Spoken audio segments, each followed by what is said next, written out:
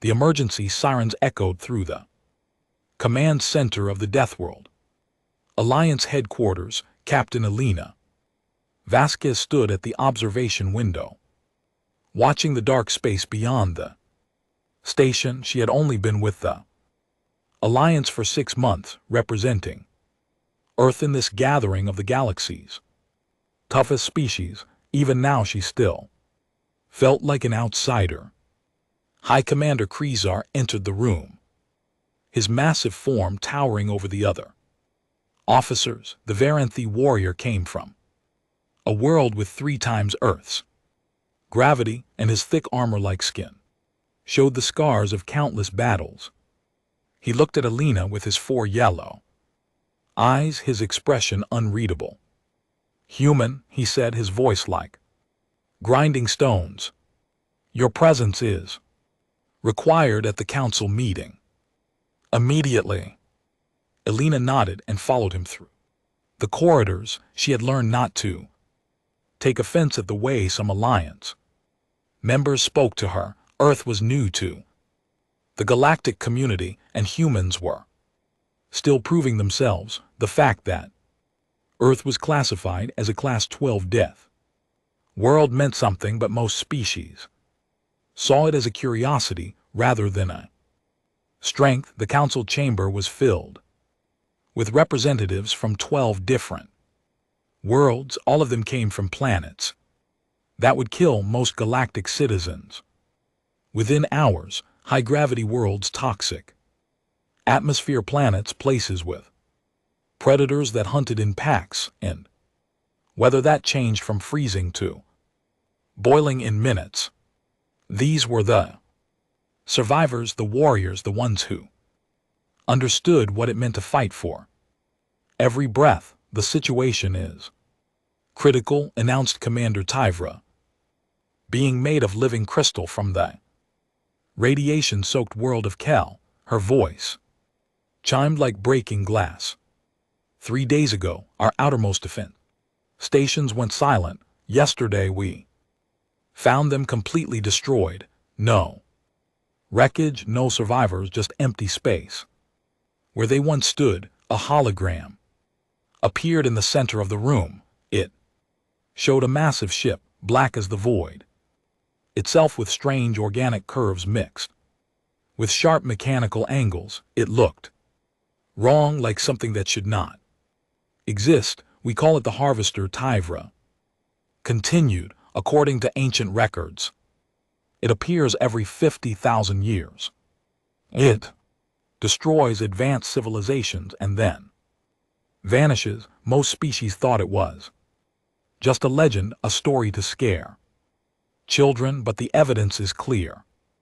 It's real, and it's here." Murmurs filled the chamber. Elena felt her stomach tighten. She had faced many dangers on Earth, from hurricanes to earthquakes, from war to plague, but this was different. This was a threat that had ended entire civilizations. "How many ships does it have?" asked General Morto, a 6-limbed warrior from a high-pressure water world. "Just one," Tyvra replied. "The ship you see is the Harvester itself, but that single ship has weapons beyond our understanding. It destroyed our defense stations in seconds. Each station had shields that could withstand a nuclear blast. They meant nothing to this enemy." Thazar stepped forward. "The Alliance will respond with full force. Every member world must contribute their finest warships and warriors. We will meet this threat together, as we have met all challenges, with strength and honor." The council members struck their chest plates in agreement, a gesture of unity. Elena did the same, feeling the weight of what was coming. After the meeting, Elena walked with Dr. James Chen through the station's observation deck. James was Earth's xenobiologist, a thin man with tired eyes who had spent his career studying alien life. He looked worried. "I've been reading the old records," James said quietly. the ones they don't like, to talk about every time the Harvester appeared. It targeted the most advanced civilizations first.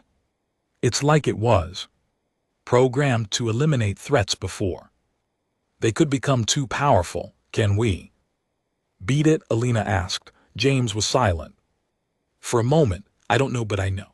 What will happen if we don't try? Earth is next on the list. The Harvester is already moving toward populated systems. At its current speed, it will reach our solar system in less than 3 weeks. Alina looked out at the stars. Somewhere out there, her family lived on Earth, her sister and her 2 children. Her elderly parents, billions of people who had no idea what was coming. Earth had survived so much. Ice ages, asteroid impacts, wars that nearly ended civilization. Humanity had clawed its way to the stars through determination and sacrifice. We need to prepare, Alina said. Contact Earth Command. Tell them to send the Indomitable and whatever other ships they can spare. The other Alliance members don't think much of our ships. James said. They think we're too new, too inexperienced. Then we'll show them what humans can do, Alina replied. We've been fighting for survival since we first stood upright. This is just another fight. Over the next 3 days, ships began arriving at the Alliance staging point near the fortress world of Kraragthar. They came from worlds where the rain was acid, where the ground constantly shifted, where predators hunted anything that moved, massive warships with crews that had evolved to survive conditions that would kill most beings in minutes. When the Earthships arrived, Alina heard the whispers. The S Indomitable, S Defiance, and S Tenacity were smaller than most Alliance vessels. They looked old, with thick armor plating and simple designs. Some of the alien officers laughed. How could these primitive ships make a difference? Alina stood on the bridge of the Indomitable as it docked with the Alliance station. Her crew moved with practiced efficiency. Most of them were veterans of Earth's last major conflict, the resource wars that had nearly destroyed civilization before humanity finally learned to work together. They had seen death, faced impossible odds, and survived.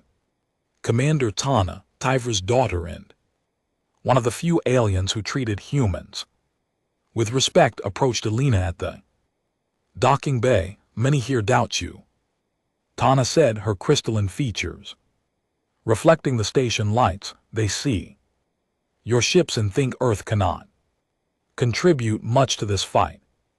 What do you think? Alina asked. Tana's expression was thoughtful. I have studied Earth. Your world tried to kill your species every day for millions of years. Earthquakes, volcano, storms, diseases, predators. And yet you survived, you thrived, you reached the stars. I think anyone who underestimates humans is a fool. That evening, the first tactical briefing brought all ship commanders together. The plan was straightforward. The Alliance would meet the Harvester with overwhelming force, using their heaviest weapons in coordinated strikes. They would target the ship's power core and weapon systems simultaneously. Alina listened but said nothing. She had learned that humans thought differently about warfare than most species. The Alliance believed in honor, in direct confrontation, in proving strength through open battle. Humans believed in winning whatever it took. As the briefing ended, alarm suddenly screamed through the station. A junior officer's voice crackled over the speakers. Harvester scouts detected multiple drone ships approaching the outer perimeter. The room erupted in Controlled chaos, commanders rushed to their ships. Alina ran to the Indomitable with her crew close behind. This was it, the first real test. Through the viewscreen she watched the drone ships approach. They were smaller versions of the Harvester, each one still larger than a destroyer. They moved with unnatural grace, weaving through space like living things. All ships battle formation, see Thasar's voice commanded, show them the strength of the Deathworld Alliance. The Alliance fleet opened fire, plasma cannons and quantum torpedoes filled space with brilliant light. Several drones exploded, but more kept coming. They returned fire with beams of pure energy that cut through shields like paper.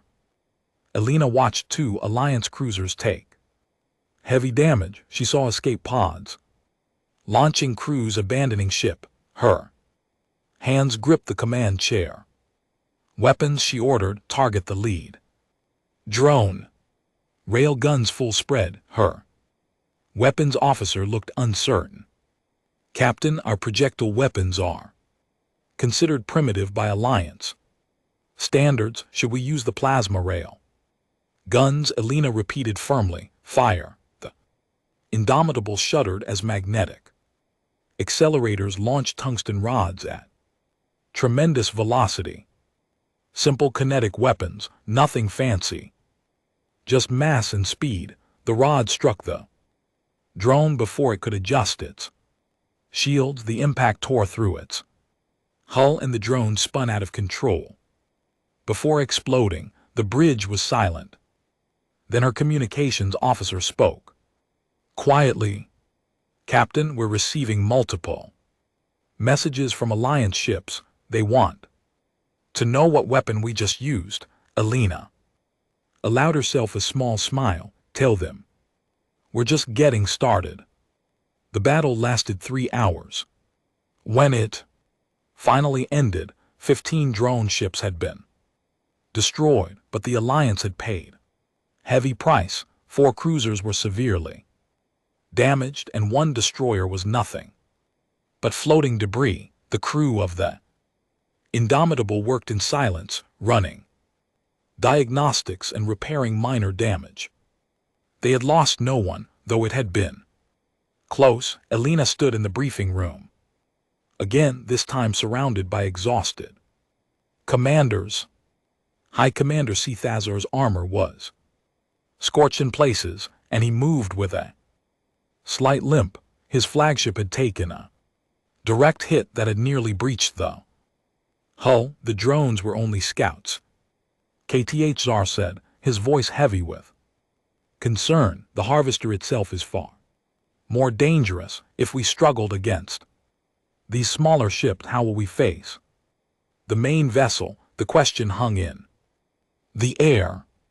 Elna saw doubt on faces that had never shown fear before. These were warriors from the toughest worlds in the galaxy, and they were worried. The human ships performed well, Tana observed. She had fought alongside the Indomitable, her own ship covering their flank during a critical moment. Their weapons proved effective, primitive kinetic weapons, scoffed Commander Vorsh, a massive creature with thick hide and tusks. They work against drones perhaps, but against the Harvester we need advanced technology, not simple metal rods. Alina met his gaze calmly. Sometimes simple is better. Those drones had shields designed to stop energy weapons. They weren't ready for solid projectiles moving at orbital velocity. Luck, Forsh muttered. Before Alina could respond, an urgent message came through. A Keelan research vessel had found something in the debris field of a destroyed world. They had recovered data that might explain the Harvester's origins and purpose. Dr. James Chen worked with Alliance scientists for 2 days, translating and analyzing the ancient records. when he finally called Alina to the research lab, his face was pale. "It's a weapon," James said.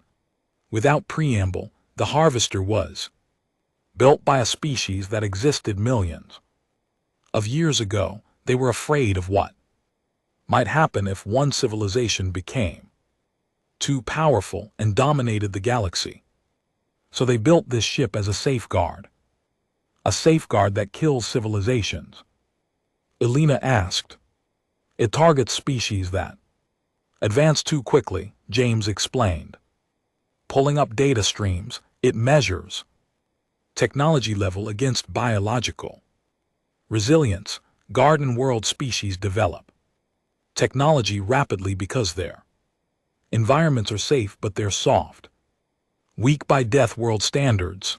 The harvester usually leaves them alone because they're not seen as threats, and Deathworld species, we survive everything our planets throw at us, but we're usually slower to develop advanced technology because we're too busy just staying alive." James paused. "Except for Earth, we combine Deathworld resilience with rapid technological advancement.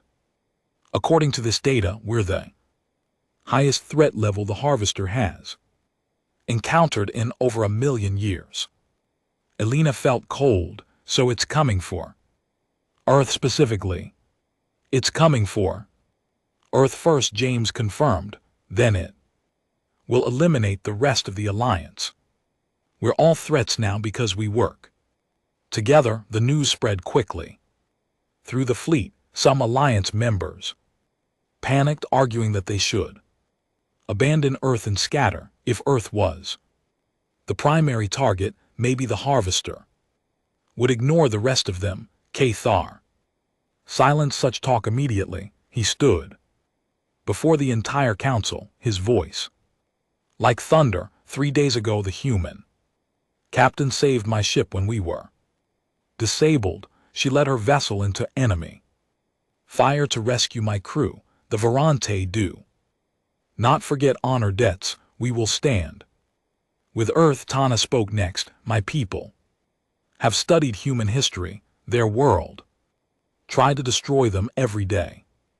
Earthquakes, volcanoes, floods, droughts, diseases, predators, extreme weather, and still they survived. Still, they built civilizations. If Earth can withstand its own planet, it deserves our strength." One by one, the other Alliance members pledged their support.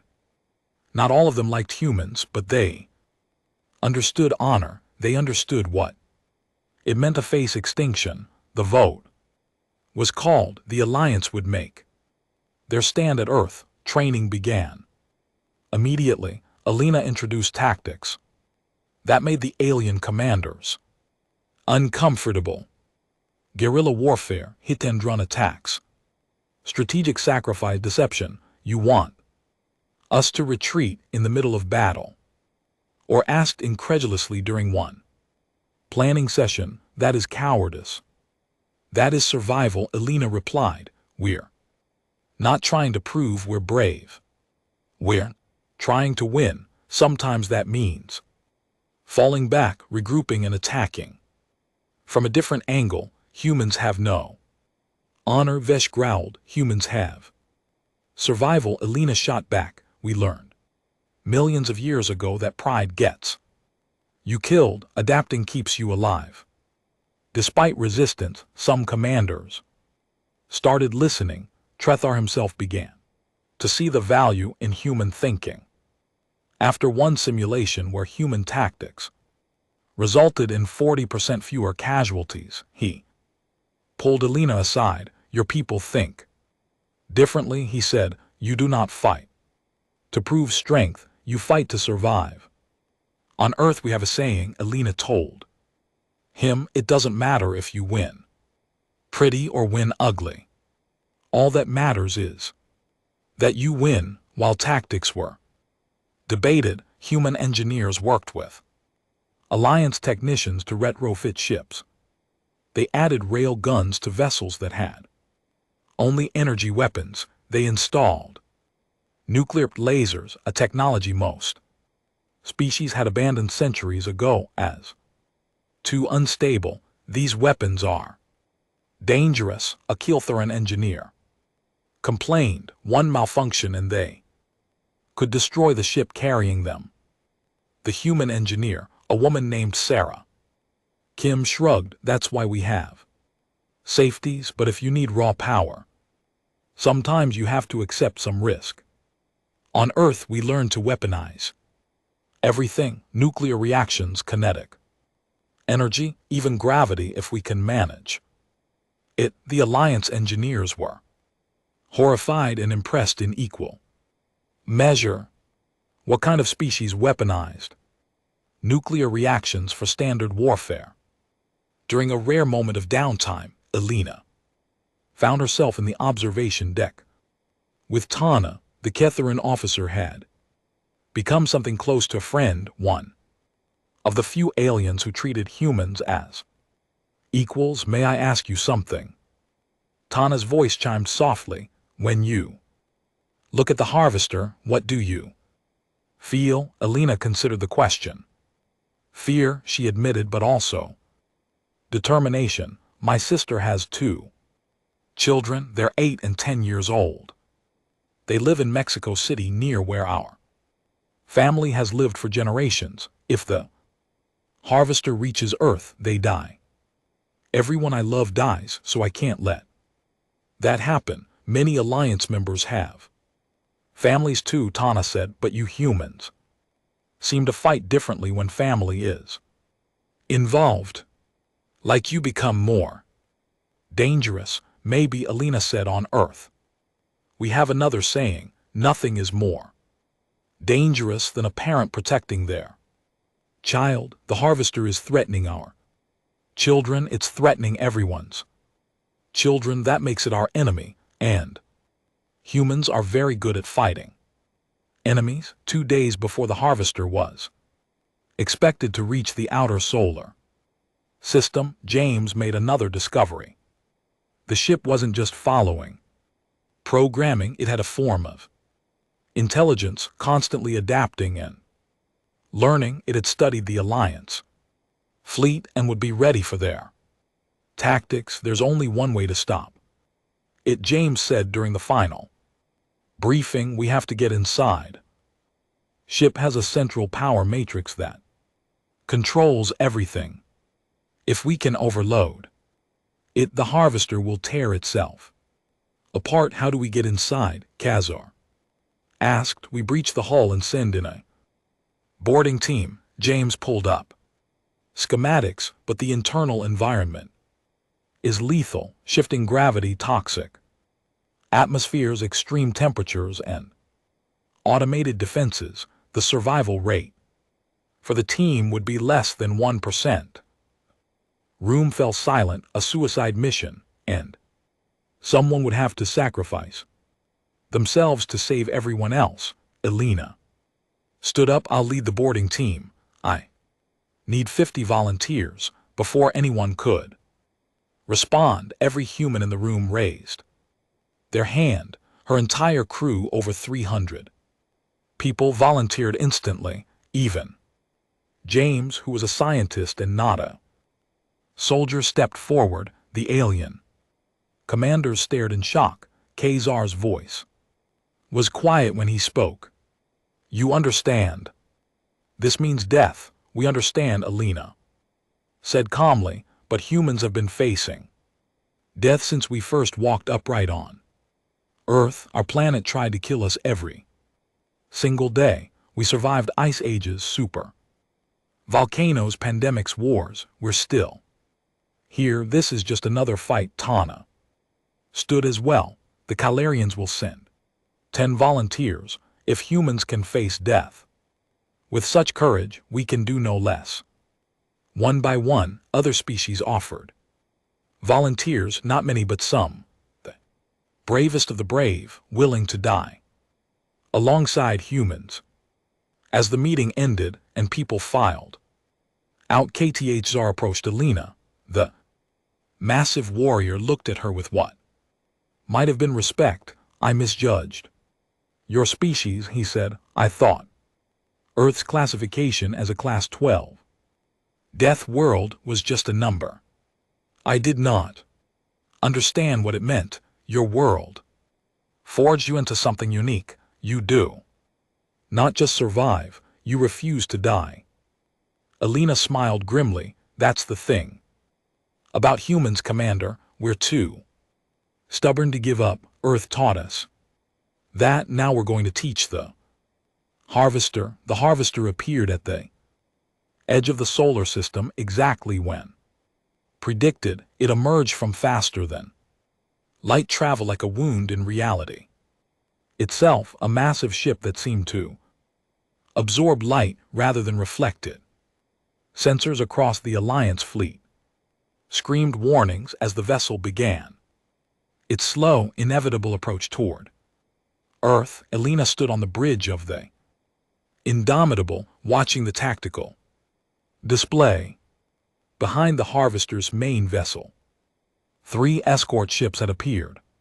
Smaller copies of the main ship, but each still larger than any Alliance cruiser. Situation had just become much worse. All ships, this is High Commander Kazar. The voice echoed across the fleet channel. We hold the line here, between this enemy and Earth. There is only us. Make every shot count. Honor to the brave. The Alliance fleet numbered 31 ships, now down from the original 47. They formed a defensive wall between the Harvester and the inner solar system. Behind them, Earth's own defenses. Prepared for the worst, the Harvester opened fire first. Beams of dark energy lanced across space, striking shields. With tremendous force, 3 Alliance ships took critical damage in the opening seconds. The escorts split off, flanking the main formation. The battle had begun. Alina's tactical officer called out targets rapidly. Escort ship approaching port side, range 3,000 km. Main Harvester charging weapons again. All batteries fire at will. Alina commanded. Focus on the escort. Rail guns first, then missiles. The Indomitable shuddered as weapons fired.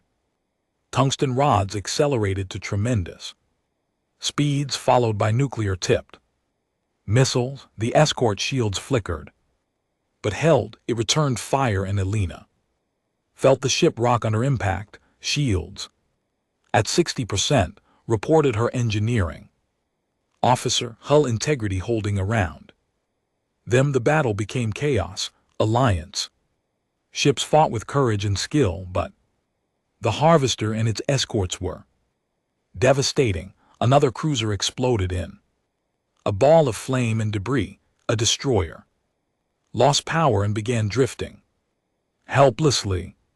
Captain Her, communications officer, said urgently, Tana is in trouble. Her ship's main drive is damaged. She's dead in space, and that escort is targeting her. Alina didn't hesitate. Helm, intercept course, full speed weapons.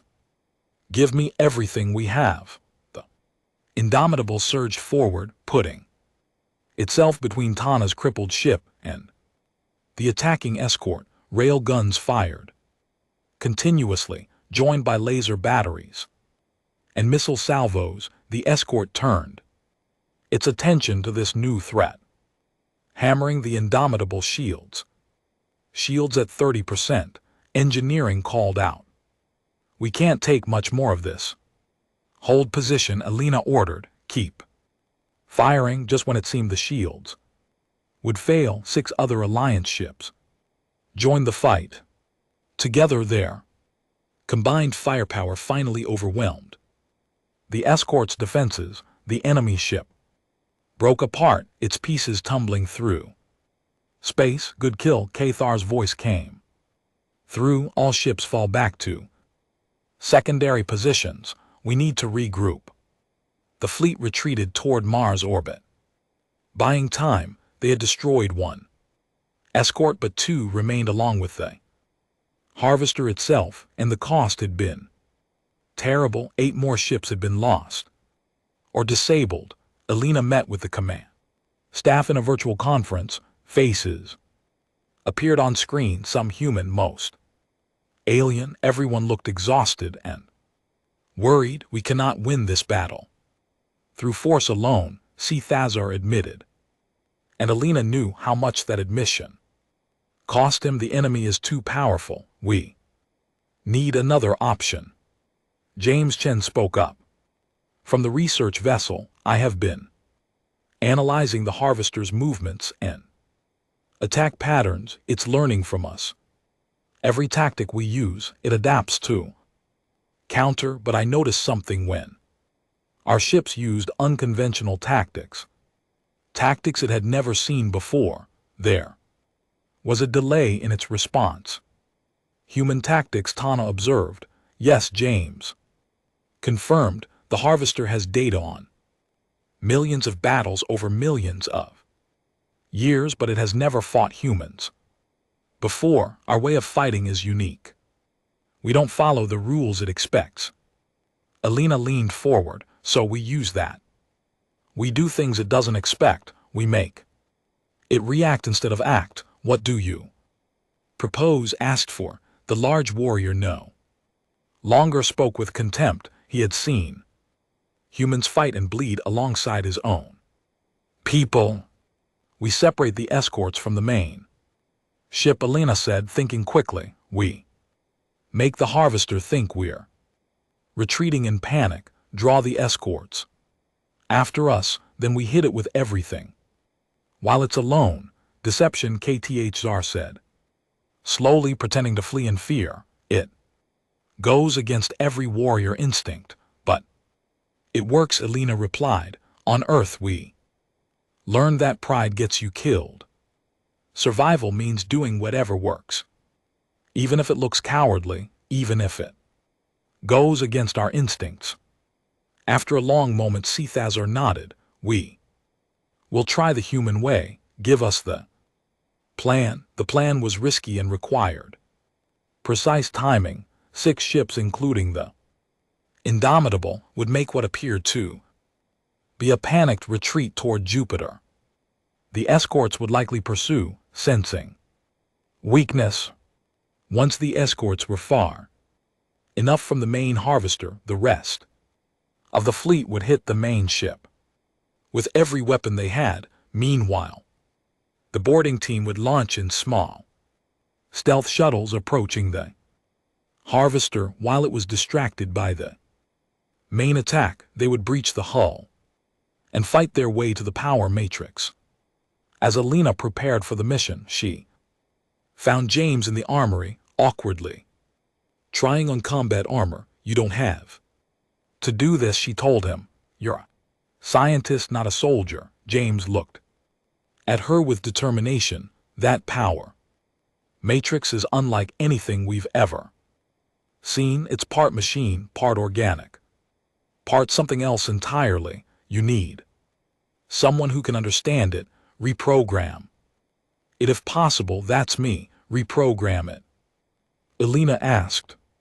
I thought we were going to overload it. That's the backup plan, James said. But if I can access its core systems, maybe I can change its programming, make it stop attacking us.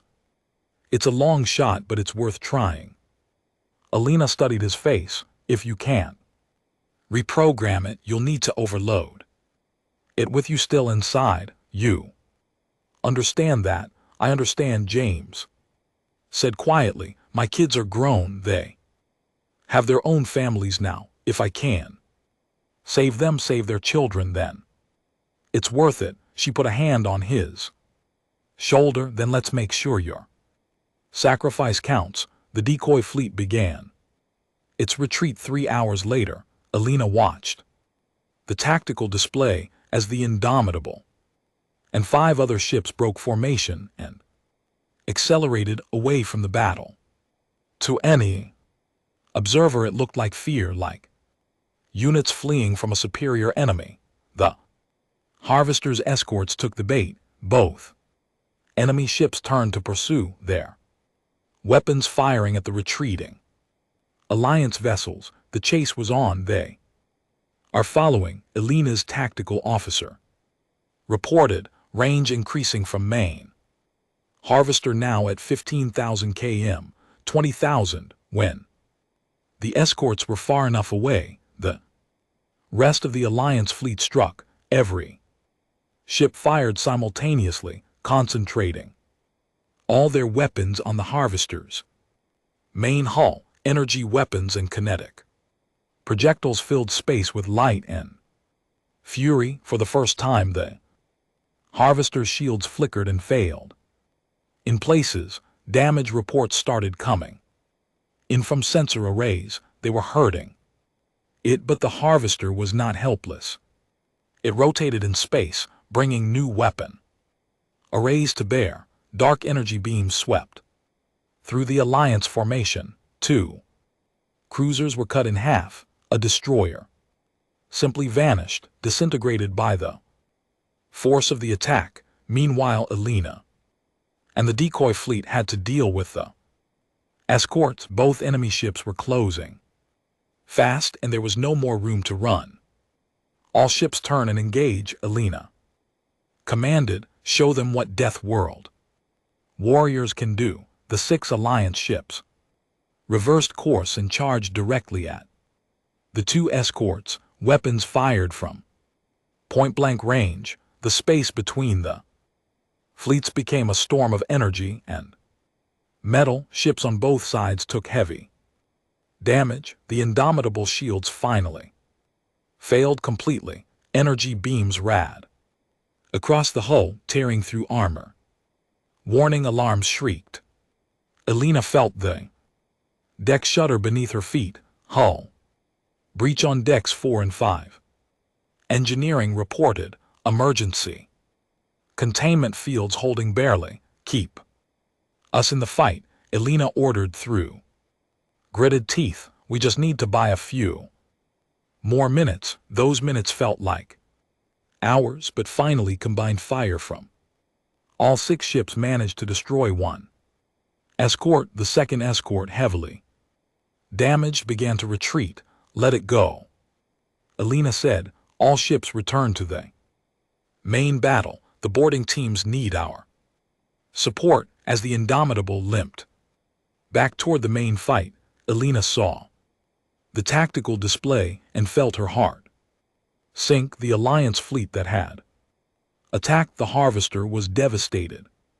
Only 9 ships remained operational, and most of those were badly damaged, but the harvester itself was also wounded. Its shields were down in several sections. Its hull showed scars and breaches. For the first time in millions of years, something had hurt it, and now, while the massive ship was focused on destroying the last Alliance vessels, small shuttles approached from its blind side. Inside those shuttles were 53 warriors from 5 different species. Knowing they would probably die, but ready to try anyway, Elena watched the shuttles on her screen and whispered a prayer to any god that might be listening. Get them inside. Please give us this chance. The boarding shuttles, attached to the harvester's hull like parasites on a massive beast.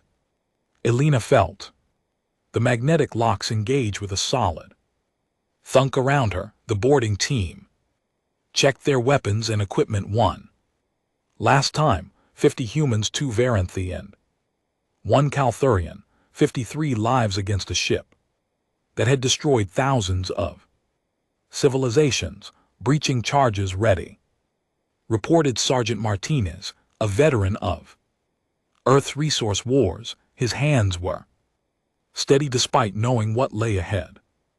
On my mark, Elena said. 3, 2, 1, breach. The charges exploded, tearing a hole. The harvester's hull. Immediately air rushed out of the ship's interior, carrying with it a smell like burning metal and rotting meat.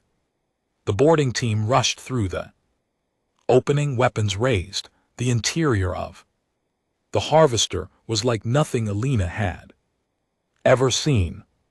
The corridors were organic, pulsing with dark veins that carried some kind of fluid. The walls seemed alive, breathing. The gravity shifted randomly, making each step uncertain. One moment you felt normal weight, the next you were pressed to the floor by crushing force, then suddenly floating, as if weightless. "Stay together," Alina commanded. "James." "Which way to the power matrix?" James consulted the device in his hands. Scanner adapted from captured drone. Technology straight ahead, then down. 3 levels, about 2 km.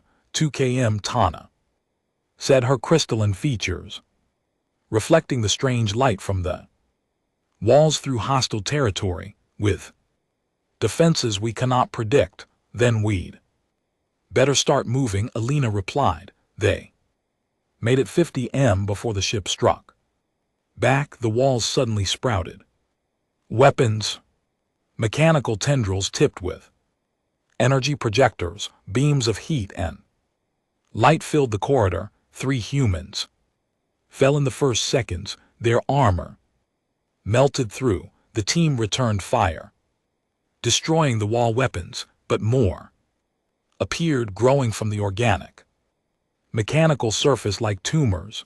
The Harvester was aware of them now, and it was fighting back. "Forward," Alina shouted. "Don't stop, we die." They pushed ahead, fighting every meter. The shifting gravity threw off their aim and balance. The toxic atmosphere leaked through damaged seals, making breathing difficult even with filters. The temperature swung from freezing to boiling in seconds. Humans fell. Martinez took a direct hit protecting a wounded soldier and died instantly. A Vanthi warrior was crushed when gravity suddenly increased to 10 times normal.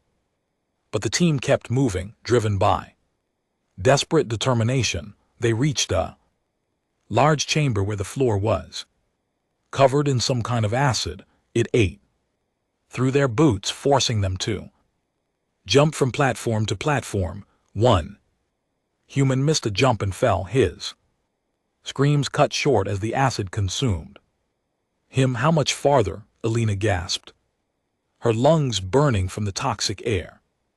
"1 more level," James replied. Blood ran from his nose and his hands shook.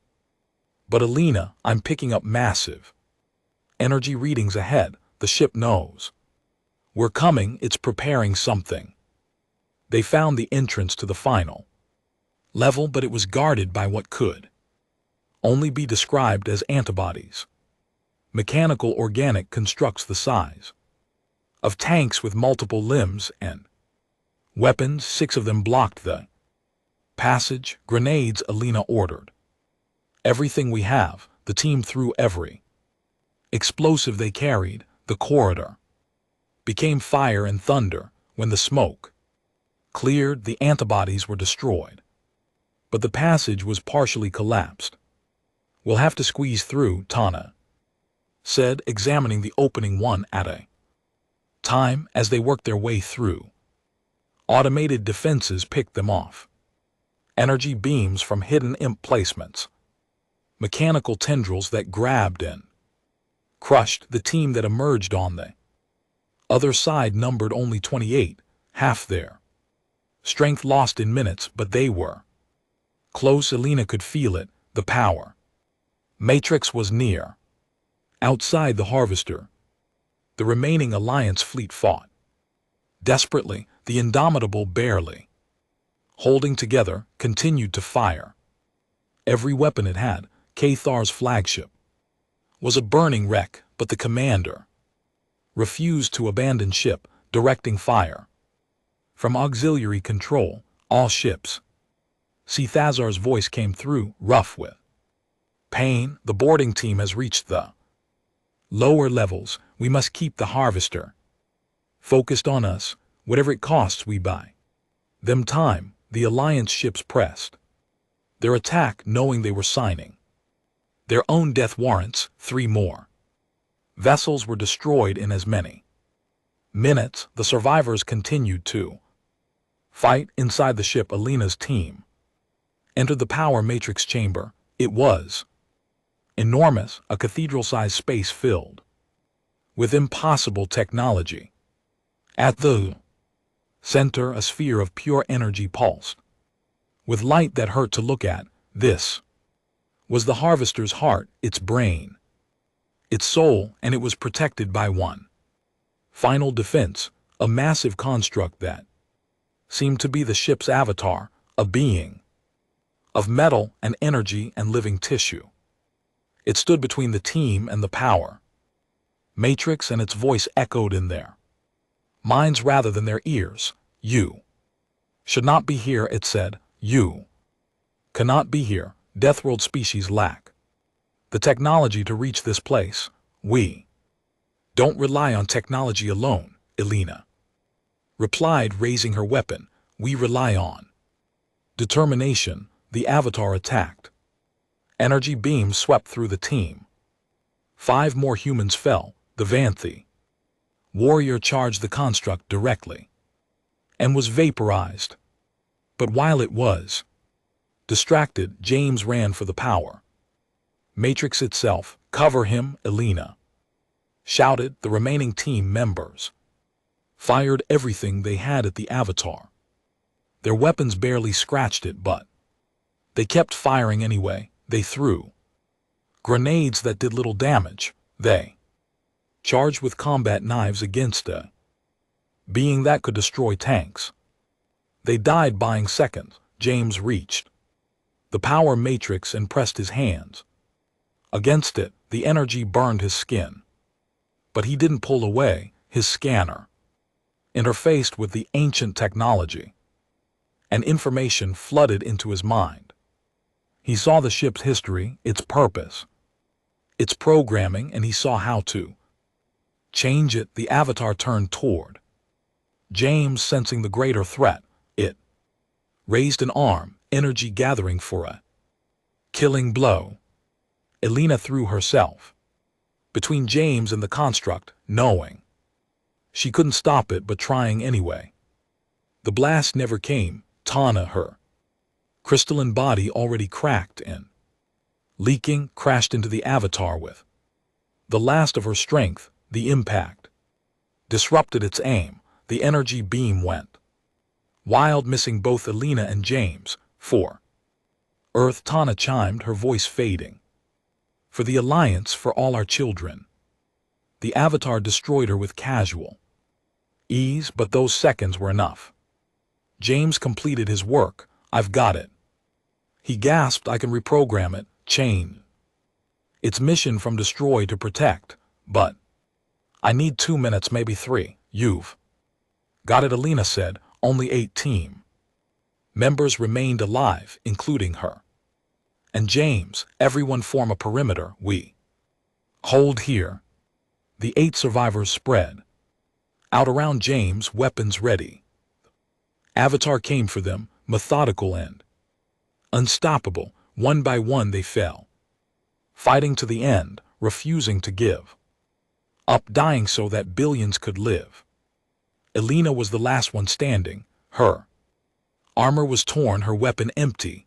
The avatar stood before her, preparing the final strike. She thought of her sister's children, probably watching the battle on screens, not knowing their aunt was dying in space. Is 2 minutes up yet? She asked James, her voice calm despite everything. 30 more seconds, James replied, his hand still on the power matrix. Alina, I'm sorry. I thought I could do this faster. Don't apologize, she said. You're saving everyone. That's what matters. The avatar raised its arm.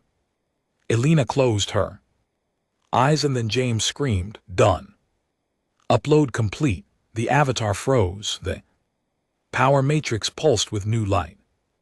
Throughout the harvester, systems began to shut down. Weapons powered off. Shields collapsed. The ship went dark. Outside, the Alliance fleet stopped, firing, sensing something had changed.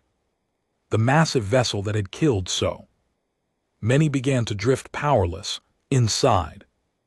Alina fell to her knees, gasping for air. She looked around at the bodies of her team, her friends, her brothers and sisters in arms. Command, she spoke into her communicator. Mission accomplished.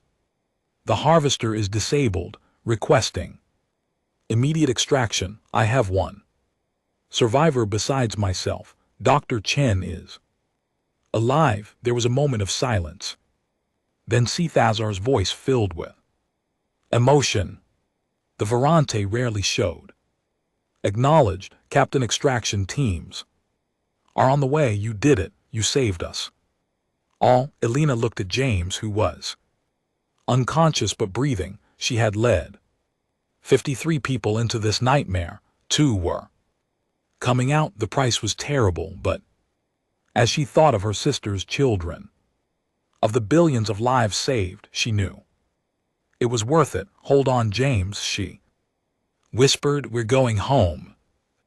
Extraction team found Alina sitting beside James in the power matrix chamber, surrounded by the bodies of the fallen. She had used the last of her strength to pull them together, refusing to leave them scattered. When the rescue soldiers arrived, she was unconscious, her hand still holding James's. They woke up 3 days later in a medical facility on Earth.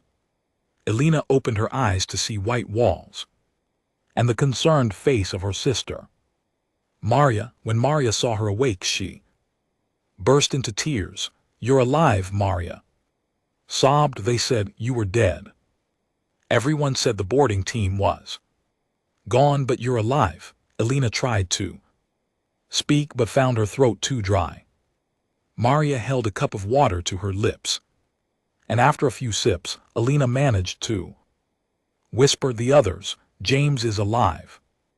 Maria said gently, he's in the next room. The 2 of you were the only survivors from the boarding team. I'm so sorry, Alina. The grief hit her then, sharp and deep. 51 people dead. Good people, brave people who had volunteered, knowing they wouldn't come back. Tana, who had become a friend. Martinez, who had served with her for 10 years. All of them gone. They saved everyone, Alina said, tears running down her face. They knew they would die, and they did it anyway. I know, Maria said, holding her sister's hand. The whole world knows. You're all heroes. Over the next week, Alina learned what had happened after the harvester shut down. The remaining Alliance fleet had limped back to Earth orbit. Of the 31 ships that had made the final stand, only 7 survived in any condition to fly. The casualties numbered in the hundreds of thousands across all species, but Earth was saved, the solar system was saved, and more importantly, the harvester's threat was ended. James' reprogramming had worked perfectly. The ship's core directive had changed from eliminate threats to protect organic life. Without its original mission, the harvester had simply shut down, becoming a dead hulk. In space, Alliance engineers were studying it now, learning from technology millions of years more advanced than their own. The memorial service was held on Earth in a vast field outside Mexico City. Representatives from every Alliance species attended.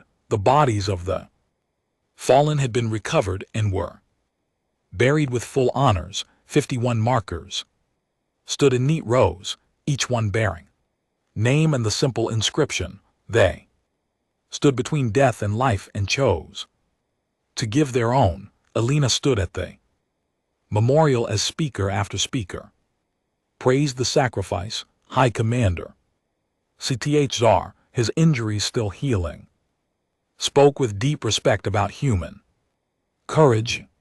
Other Alliance commanders told stories of the humans they had fought, beside the warriors who never gave up. When it was Alina's turn to speak, she walked to the podium slowly. Her body was still healing and each step hurt. But she stood straight and spoke clearly. I wish I could tell you that their sacrifice was easy, she said, her voice carrying across the field. I wish I could say they died without fear, without pain, but that would be a lie. They were terrified, they suffered, they watched their friends die around them. But they kept going because that's what humans do, that's what Deathworld species do. We survive, we endure, we protect those we love. She paused, looking at the faces in the crowd. Her sister and nieces were in the front row. James sat in a wheelchair beside them, his hands still bandaged from the burns.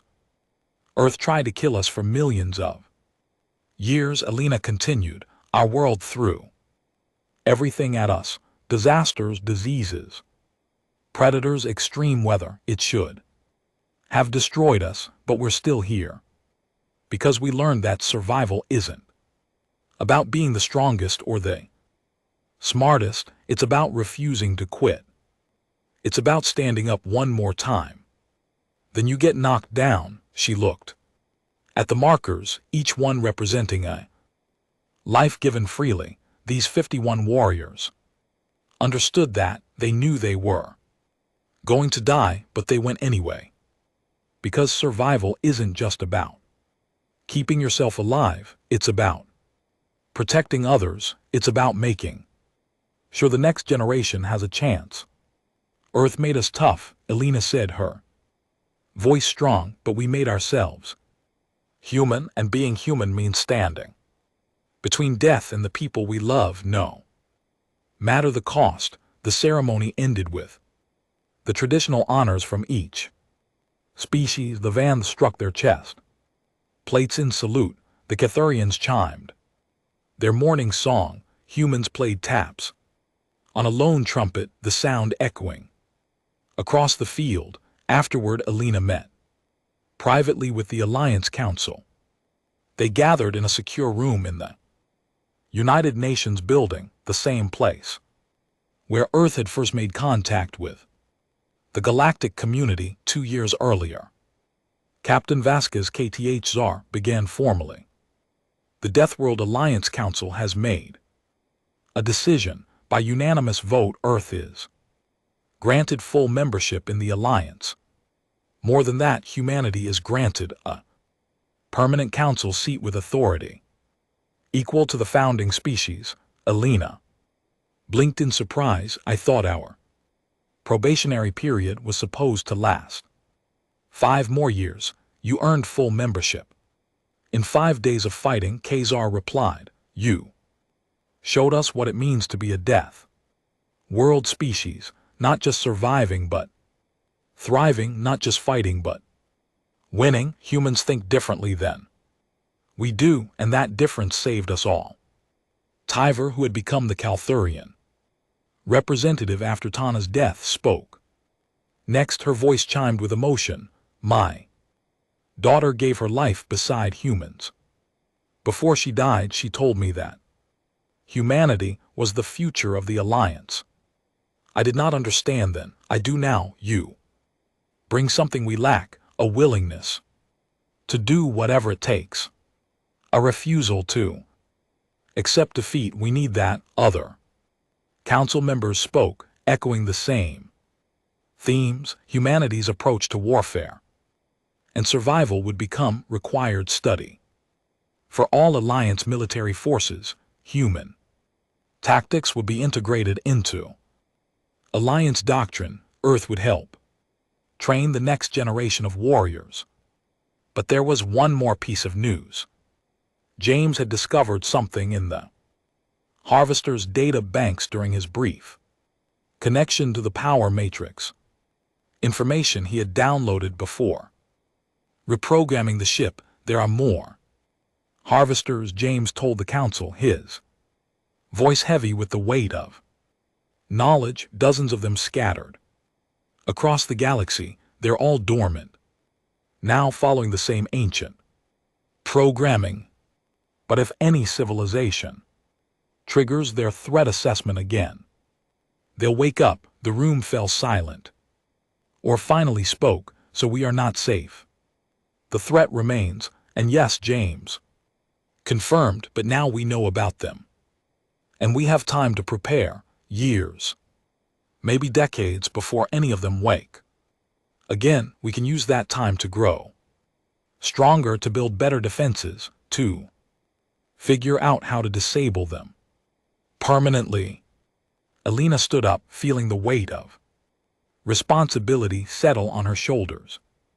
Then that's what we do. We prepare, we train, we make sure that if those ships ever wake up, we're ready, because that's what survivors do. We don't wait for death to come, we prepare for it. Thazar stood as well, and one by one, the other council members rose. The human is correct. The Varanthi commander said, we have been given time, we will use it well, and if those ships wake, they will find not frightened prey, but warriors ready to fight. 6 months later, Alina stood on the bridge of a new ship, the DWS Unity, flagship of the Combined Alliance fleet. It was built using technology from 12 different species, incorporating the best of everyone's designs. Human rail guns and nuclear lasers worked alongside Varanthi plasma cannons and Keelthuran energy shield. The crew was mixed.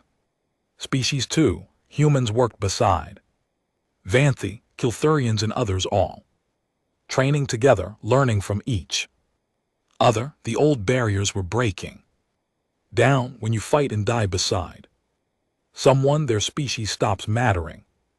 James had become the director of the Xenotechnology Research Institute, leading teams that studied harvester technology and developed new defenses. He still had nightmares about the power matrix chamber, but he channeled that fear into productive work. KTHR had retired from active command, but remained as a senior advisor, teaching young warriors the lessons learned from the harvester. He had developed a grudging fondness for human thinking, though he still complained that their tactics lacked honor, and Telana's death had not been in vain. The Calarian people had erected a monument to her on their home world, celebrating her courage and her friendship with humanity. It bore her final words for all our children. Alina looked out at the stars from the Unity's bridge, thinking about the future. More harvesters waited out. They're somewhere dormant but not destroyed. Other threats existed in the galaxy, dangers unknown and unimaginable. But the Alliance was ready now. They had learned from Earth's example. They understood that survival required more than strength or honor. It required adaptability, determination, and the willingness to do whatever was necessary. Her communications officer interrupted her thoughts. Admiral, we're receiving a signal from the outer patrol. Unknown contact at the edge of our space. Alina felt her pulse quicken. What kind of contact? Large vessel matching no known signatures. It's just sitting there, not responding to hails. Alina smiled grimly. 6 months ago, such news would have caused panic. Now it was just another challenge. Sound general quarters, all ships to battle stations. But don't fire unless fired upon. Let's find out what we're dealing with.